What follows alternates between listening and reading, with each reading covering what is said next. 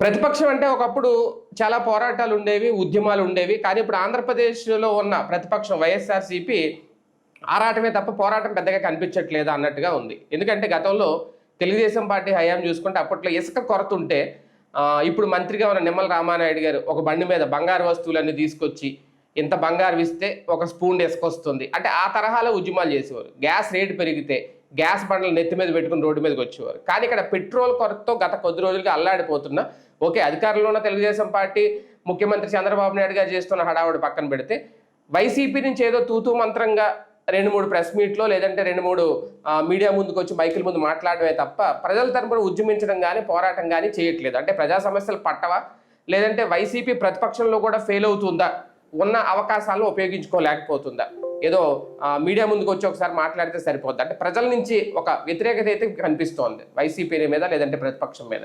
అసలు ఎందుకు ఈ తరహా వ్యవహారం, ఇదే అంశం మీద చర్చించే ప్రయత్నం చేద్దాం.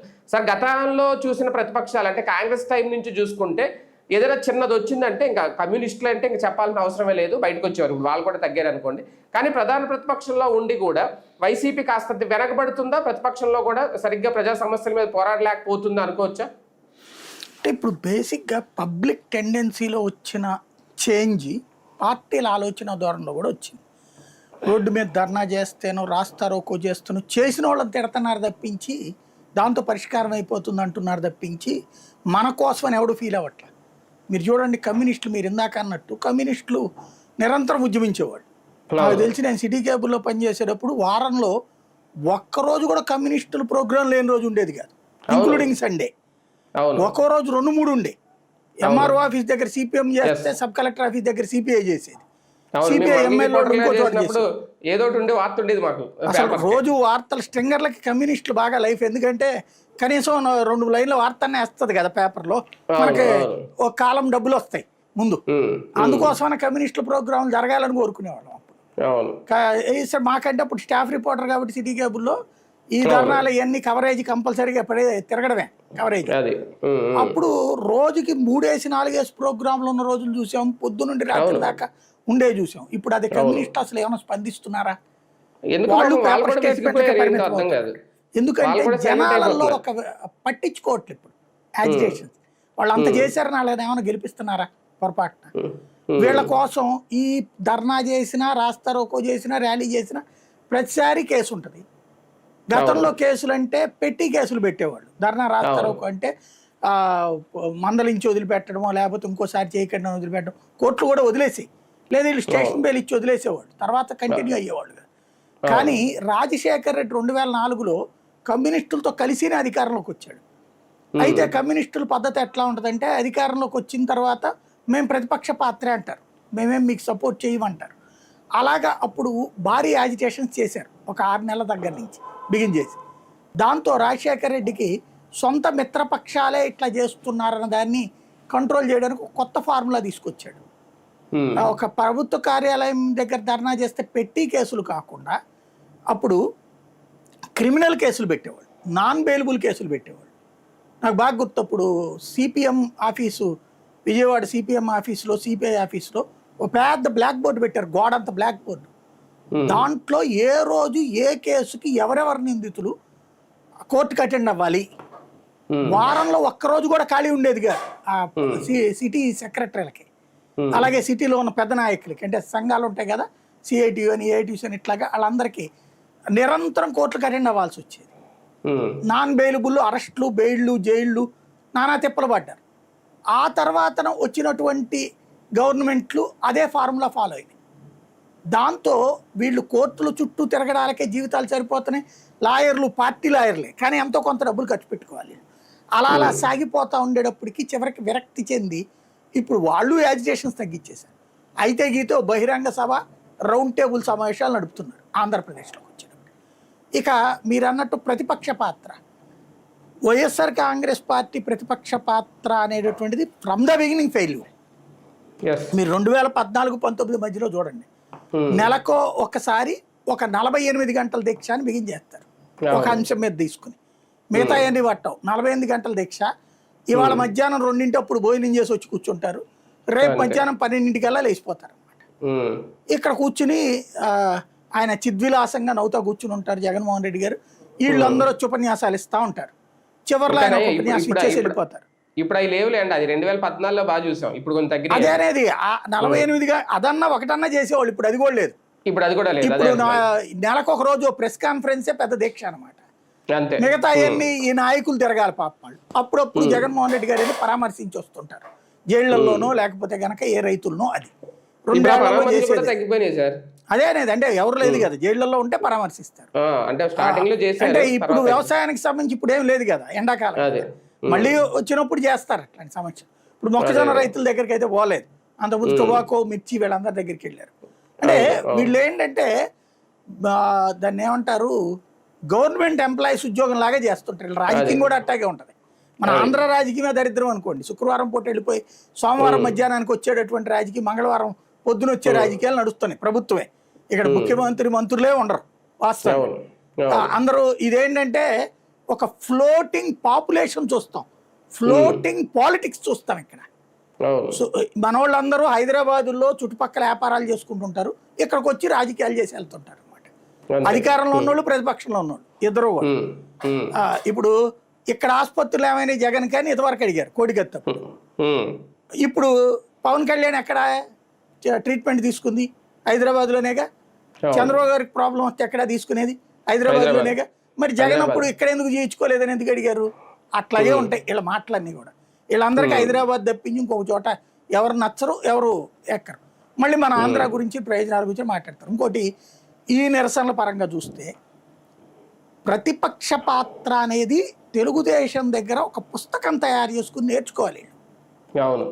టీడీపీ వాళ్ళని ఒక బుక్ తయారు చేసి ఇవ్వని అడగాలి, లేదా టీడీపీ యాక్టివిటీస్ చూసే రిపోర్టర్లు ఏమన్నా అడిగి ఒక పుస్తకం తయారు చేయించుకుని వీళ్ళు కూర్చుని రోజు అది చేస్తే చాలు వీళ్ళకి. అదే కదా. ప్రతి చిన్న అంశాన్ని ఎలా మైక్రోస్కోప్ లో చూపెట్టాలి. ఇప్పుడు ఫర్ ఎగ్జాంపుల్ ఇవాళ పల్నాడులో బంగారపు వ్యాపారిని పట్టపగలే కొట్టి లాక్కెళ్ళారు 4 కలిసి. అదే వైసీపీ అధికారంలో ఉండి టీడీపీ ప్రతిపక్షంలో ఉంటే చంద్రబాబు గారు ఒక ట్వీట్, ఆ వీడియో పెట్టి, ఆ ఫోటో పెట్టి, మన సైకో రాజ్యంలో ఇట్లాగే ఉంటది అని వస్తుంది. Lokesh same, Pawan Kalyan same. అందులో జగనే దొంగతనం చేయించాడేమో అన్నట్టు వస్తుంది. అట్లాగే నిన్న అక్కడెక్కడో ఇవాళ పొద్దున ఆంధ్రజ్యోతి జర్నలిస్ట్ మర్డర్ చేశారు. అదే జగన్ ఉంటే గనక జగన్ పాలనలో జర్నలిస్టులకు అరాచకం అనేది చంద్రబాబు గారి దగ్గర నుంచి, పవన్ కళ్యాణ్ దగ్గర నుంచి ప్రతి ఒక్కళ్ళ ట్వీట్ వస్తుంది.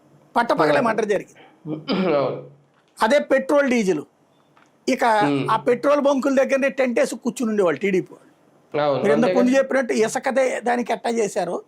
అదే కాదు, కరోనా అప్పుడు కూడా చేశారు వాళ్ళు యాజిటేషన్స్. అంటే నిరసనలు కూడా వినూత్నంగా చేసేవారు సార్. అంటే అది కమ్యూనిస్టుల టెండెన్సీ. అది టీడీపీలో చిత్తూరుకు సంబంధించిన పెద్ద నాయకులు ఎవరో ఉండేవారు, పేర్లు నాకు ఐడియా లేదు కానీ ఇదివరకు శివప్రసాద్ గారు అయితే వేషాలు కూడా వేసుకునేవాడు, చనిపోయారు కదా ఆయన.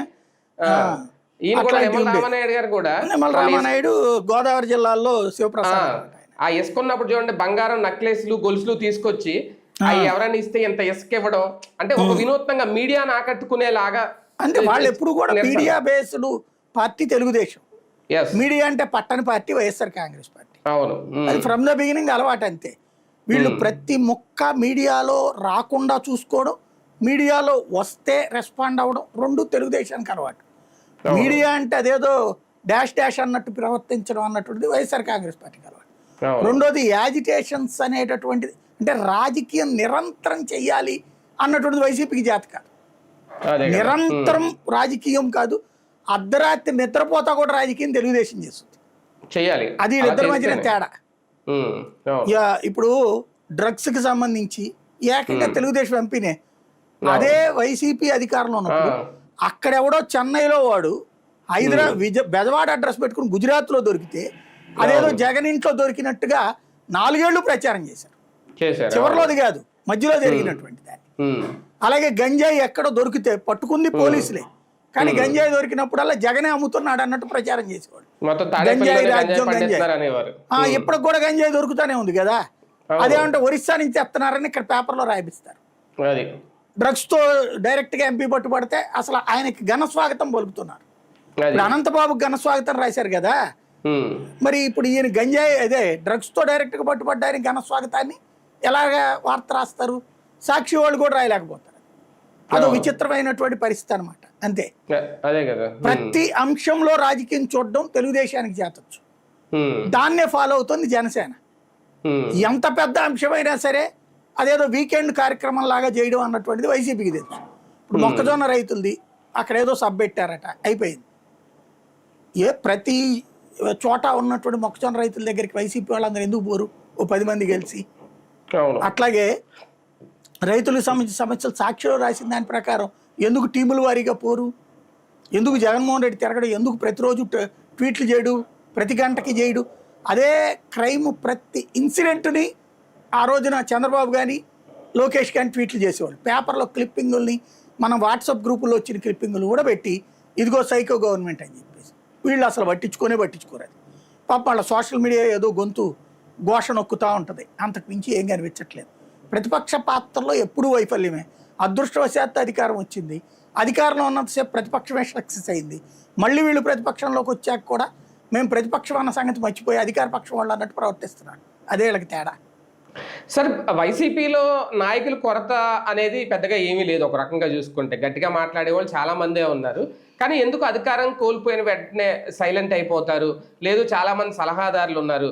జగన్ గారికి తెలీదా, లేదంటే జగన్ గారి సొంత నిర్ణయాలే కొంపముంచుతున్నాయా పార్టీని? ఇప్పుడు ప్రతిపక్షం ఉందా లేదా అన్నట్టుగా ఇలాంటి సమస్యలు వచ్చినప్పుడు ప్రజల ఇబ్బందులు పట్టించుకోకపోవడం, ప్రతిపక్షం ఉందా లేదా అన్నట్టుగానే పరిస్థితి కనిపిస్తుంది. ఎక్కడ లోపం? అధికారంలో ఉన్నా ఎవరు మాట్లాడేవాడని? ఎవరు మాట్లాడకే కదా నాశనమైంది పార్టీ. ప్రతిపక్షం విమర్శిస్తుంటే వాళ్ళు 10 మంది కలిసి పొద్దు నుంచి సాయంత్రం దాకా విమర్శిస్తే వీళ్ళు వచ్చి ఒకళ్ళు ప్రెస్ మీట్ పెడతారు. అందులో కూడా 100కి 90 పాప సజ్జల జాతి పెట్టించేవాళ్ళు. మళ్ళీ సకల శాఖల మంత్రిని ఆయనకే పేరు పెట్టేవాళ్ళు. ఇప్పుడు కూడా సమస్య ఏంటంటే నాయకులు ఉంటారు, నాయకులు స్వేచ్ఛగా మాట్లాడడానికి ఏం బాధో ఎవరికి అర్థం కాదు. వాళ్ళు కూడా ఏదో పార్ట్ టైం పాలిటిక్స్ చేస్తుంటారనమాట. అప్పుడప్పుడు పాప పేరుని నాని ఒకడు రోజు మాట్లాడుతూ ఉంటాడు. లేకపోతే గనక ఆయన ఎవరు కాకాని గోవర్ధన్ రెడ్డి ఒకడు మాట్లాడుతూ ఉంటాడు. ఆధ్యాత్మిక అంశాలు అట్లాంటి అంశాల మీదన కరుణాకర్ రెడ్డి మాట్లాడుతాడు. అంబటి రాంబాబు కాస్త మాట్లాడుతుంటాడు. వీళ్ళ నలుగురు కనబడుతుంటారు అంతే. మిగతాదే అప్పుడప్పుడు యాజిటేషన్స్ చెవిరెడ్డి చేస్తుంటాడు. ఇంత మించి ఎవరు అక్కడ యాక్టివ్గా ఉంది అంటే ఎవరు ఉండరు. అది ఏంటో అర్థం కాదు. మరి వాళ్ళకి రాజకీయాలు ఎందుకో అవసరం అర్థం కాదు. ఇక ప్రతి క్షణం జరిగేటటువంటి తమ నియోజకవర్గాల రాజకీయాలకే పరిమితం అవుతున్నారు మిగతా నేతలు. అధికార ప్రతినిధుల చేత ఓ ప్రెస్ కాన్ఫరెన్స్ పెట్టిస్తుంది పార్టీ. ఏమైందా మీకు అందరికైనా అడగాలి కదా. అరే ఇప్పుడు పెట్రోల్ ఇష్యూ 4 రోజుల నుంచి జరుగుతుంది. చంద్రబాబు దాన్ని క్యాష్ చేసుకునే ప్రయత్నం చేస్తున్నాడు కానీ తన వైఫల్యాన్ని తనే క్యాష్ చేసుకునే ప్రయత్నం చేస్తుంటే 3 రోజుల నుంచి నిద్రపోతున్నారు వీళ్ళంతా. అంటే వీకెండ్కి వెళ్ళిపోయినట్టున్నారు శుక్రవారం హైదరాబాద్కి. శని ఆదివారాలు అయిపోయాక సోమవారం వాడు వచ్చి సోమవారం కూడా అయిపోయాక ఇప్పుడు ఏం చేద్దాం నిన్న ఆలోచించి మంగళవారం యాజిటేషన్ చేస్తున్నారు. అంటే జగన్ గారు కూడా లండన్ టూర్ వెళ్ళిపోయారంటగా ఈ గ్యాప్ లో. అవును, ఆయన వెళ్తాడు, ఆయన ఏడాదికి ఒకసారి వెళ్తాడు. వీళ్ళందరూ నిద్రపోమని చెప్తాడేంది ఆయన. అదే కదా, వీళ్ళని ఎవరో డిసైడ్ చేయకూడదు.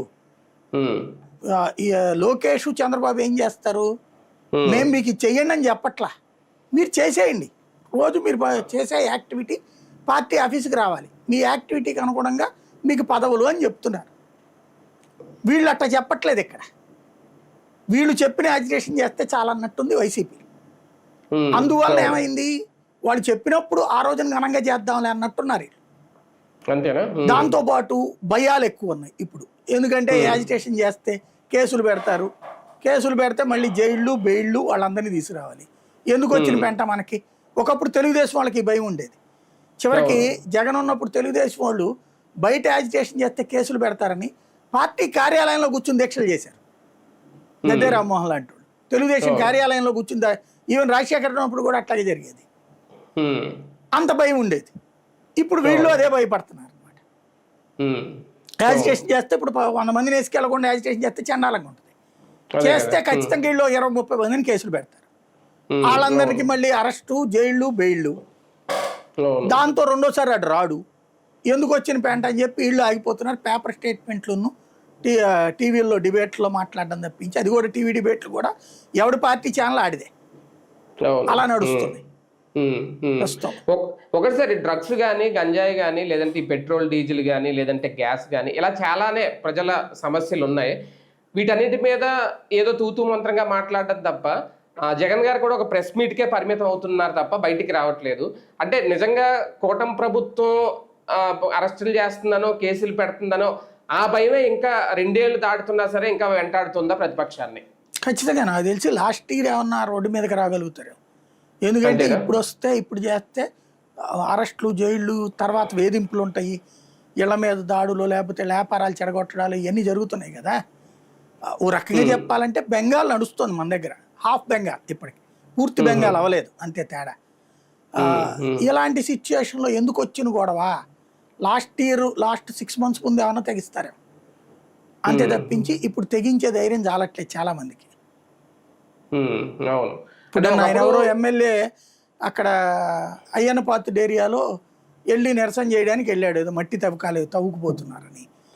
వెంటనే రాత్రి కొట్టేశారు అతని ఇది పగలగొట్టారు, వెహికల్ అవన్నీ.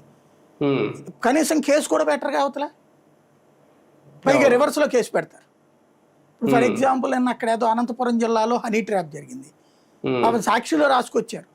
ఆ అనంతపురం జిల్లాలో బోల్డంతమంది నాయకులు ఉన్నారు కదా, ఎందుకు ఆందోళనకి దిగలేదు వాళ్ళందరూ? అదే కదా, దిగినప్పుడు వెనకాల జనం రావాలి, వస్తే వాళ్ళని అరెస్ట్ చేస్తారు, కేసులు పెడతారు. అసలు కేసు కంటే ఇది ప్రచారం ఎక్కువ చేస్తారు. ఎవడి కాడు ఎందుకు రెడ్ బుక్ రాజ్యాంగం బాగా భయపెడుతుంది వీళ్ళని. వైసీపీలో కూడా పార్టీ అధిష్టానం ఏదైనా ఒక గీత గీసి ఈ గీత దాటద్దంటుందా? అందుకే వీళ్ళందరూ సైలెంట్ అవుతున్నారా లోకల్ లీడర్స్ కూడా? ఎందుకంటే నాకు తెలిసి అధినాయకత్వం అట్లా అంటుంది అనుకోవట్లేదు. ఎందుకంటే మొన్న కూడా జగన్ కూర్చోబెట్టి మీటింగ్లు పెట్టి మీరు యాక్టివ్ అవ్వండి అని చెప్తున్నాడు కదా. యాక్టివ్ అంటే వీళ్ళ దృష్టిలో జెండా పుచ్చుకుని తిరగడం అనుకుంటున్నట్టున్నారు. నిరంతరం యాజిటేషన్ చేయడం అంటే మేబీ జగన్ కూడా వచ్చే ఏడాది పాదయాత్ర అప్పటి నుంచి ఇస్తాడేమో. నన్ను అడిగితే జగన్ పాదయాత్ర బిగిన్ అయిన తర్వాత వీళ్ళ యాజిటేషన్స్ అనవసరం కదా, ఇకప్పుడు అదే ప్రచారంలో ఉంటుంది కదా. ఈ 2 ఏళ్ళు ఈ ఏడాది వీళ్ళు యాజిటేషన్ చేయాలి కదా, జనంలో ఉండాలి కదా. అప్పుడు రేపు పొద్దున్న జనం దగ్గరికి జగన్ వెళ్ళినప్పుడు ఒక ఇది ఉంటుంది, వ్యాలిడిటీ. కాబట్టి సంథింగ్ ఇక్కడ మిస్ అవుతున్నారు. ఇంకా 2 ఏళ్ళైనా ఇంకా యాక్టివ్లోకి రాలేదనుకోవాలి ప్రతిపక్షం. భయంతో ఉన్నారు, యాక్టివ్లో రాకపోవడం కాదు, భయం అన్నమాట. భయం వెంటాడుతుంది ఇంకా.